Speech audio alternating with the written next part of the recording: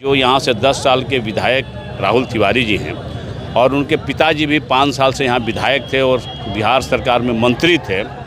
ये लोग बता दें कि अपने कार्यकाल में कितने लोगों को नौकरी या व्यवसाय दिए। इन लोगों को भी अगर मौका मिला नौकरी देने का तो हमारे माननीय शिवानंद तिवारी जी अपने कार्यकाल में अगर नौकरी लगाने की बात आई, नौकरी लगाए तो विधान परिषद में अपने ससुराल के अपने पुत्र को लगाए, चाहे जहां भी ज़रूरत हुआ अपने लोगों को किए।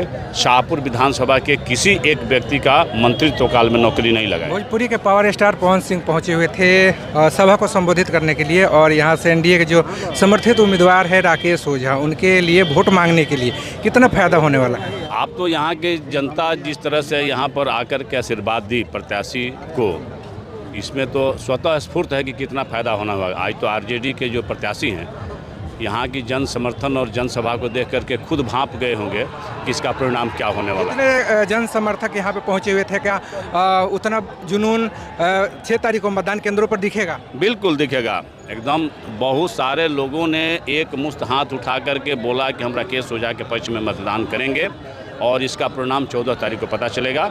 हम लोगों को पूरा विश्वास है कि इस बार शाहपुर से कमल खिलेगा तो खिलेगा।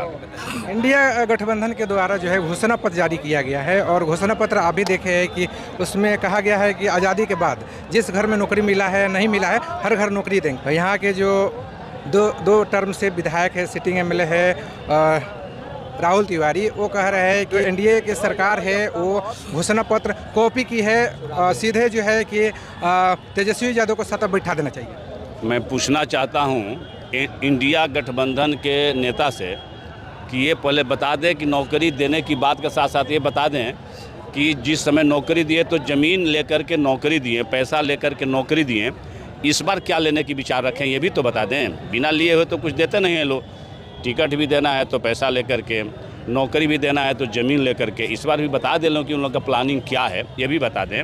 और ख़ास करके मैं जो यहाँ से 10 साल के विधायक राहुल तिवारी जी हैं और उनके पिताजी भी 5 साल से यहाँ विधायक थे और बिहार सरकार में मंत्री थे, ये लोग बता दें कि अपने कार्यकाल में कितने लोगों को नौकरी या व्यवसाय दिए।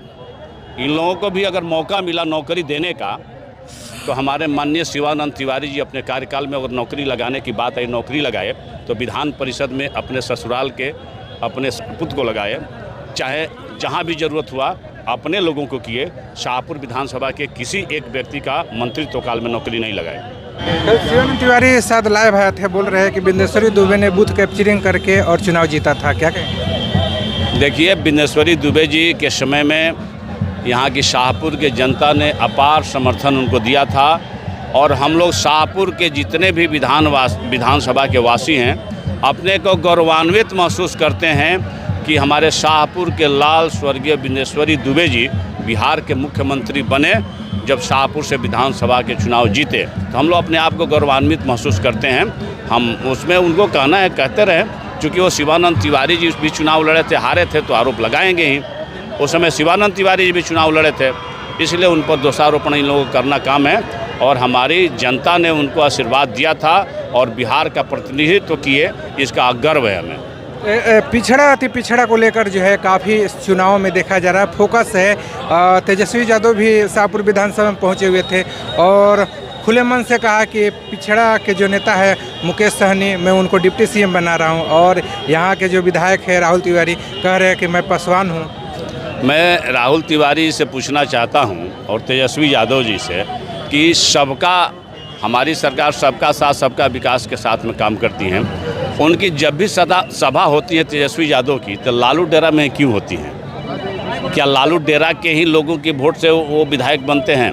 क्या शाहपुर विधानसभा के कोने कोने में कई अन्य जातियों का उनका वोट नहीं मिलता है? जब भी उनका कार्यक्रम होता है तो एक जाति विशेष का जहाँ समूह है, जब भी कार्यक्रम हुआ उनका तो लालू डेरा के पंचायत में ही होता है। आखिर क्यों? हम पूछना चाहते हैं कि बताएं कि लालू डेरा पंचायत में ही उनका कार्यक्रम क्यों होता है? शाहपुर के फील्ड में कभी कार्यक्रम क्यों नहीं हुआ? कनामेपुर का फील्ड में उनका कार्यक्रम क्यों नहीं हुआ? जादवपुर के फील्ड में उनका कार्यक्रम क्यों नहीं हुआ? पहरपुर के फील्ड में उनका कार्यक्रम क्यों नहीं हुआ? क्या पिछड़ा, अति पिछड़ा, दलित, महादलित या जादव भाई हमारे इसके आसपास में नहीं है क्या?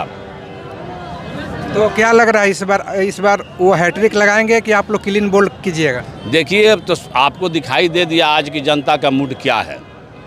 इस बार शाहपुर से कमल खिलेगा, इसमें कोई दो मत नहीं है। 14 तारीख का इंतज़ार करना है। शाहपुर की जनता 6 नवंबर को कमल पर बटन दबाएगी और यहाँ से कमल खिलेगा। तेजस्वी यादव का एक बयान आया हुआ है कि जनादेश चोरी करके ये लोग सत्ता में बने रहते हैं, 2020 का भी जिक्र करते हैं। देखिए, जनादेश चोरी की बात क्या है, ईवीएम में वोटिंग हो रहा है।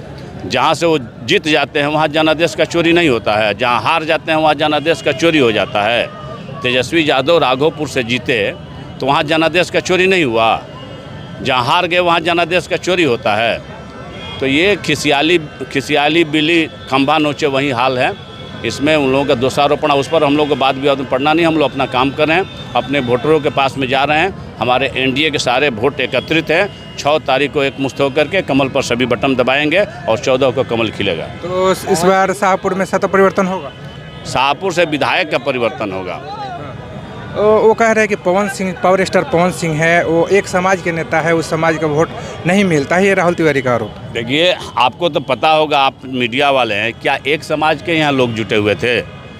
अगर एक समाज, एक जाति के अगर पवन सिंह नेता होते, सिर्फ उसी जाति के, उसी संप्रदाय के लोग यहाँ एकत्रित होते। यहाँ तो हम देखें कि दलित, महादलित, पिछड़ा, अति पिछड़ा, अगड़ा, मुस्लिम, हिंदू, सारे लोग यहाँ जुटे हुए थे। तो हमारे पवन सिंह जी पावर स्टार है और सभी के दिलों में राज करते हैं, चाहे वो पिछड़ा हो, अति पिछड़ा हो, चाहे राजपूत हो, ब्राह्मण हो, भूमिहार हो, सबके दिलों में राज करते हैं और सबके नेता है।